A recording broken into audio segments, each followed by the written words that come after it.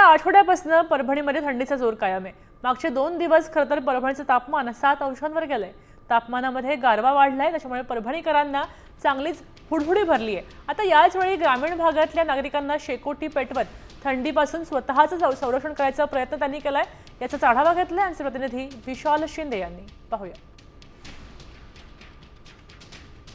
मागील काही दिवसापासून परभणी जिल्ह्यात थंडीची लाट कायम आहे। आपण बघितलं तर 8 दिवसापासून परभणी जिल्ह्याचे तापमान हे 10 अंश सेल्सिअसच्या खाली आहे। तर काल आज तापमान परभणीचे 7 अंश सेल्सिअस आहे। त्यामुळे परभणीकरांना कुठेतरी हुडहुडी भरलेली दिसत आहे। शाळेत जाणारे विद्यार्थी, मॉर्निंग वॉकला जाणारे नागरिक, दूधवाले, भाजीपालावाले हे उबदार कपड्यांचा वापर करताना दिसत आहे। तर ठिकठिकाणी ग्रामीण भागासह शहरी भागात शेकोटा पेटायला लागले आहेत। दिवसभर सकाळी जरी थंडी कायम असली तरी दिवसभर ही हवेत थंडी जाणवायला लागलेली आहे। ठिकठिकाणी शेकोटा पेटायला लागले आहेत। परभणीकरांना जरी ही थंडी हुडहुडी भरवणारी असली तरी शेतकऱ्यांच्या पिकासाठी ही पोषक मानली जाते आहे। विशाल शिंदे, साम टीव्ही न्यूज, परभणी।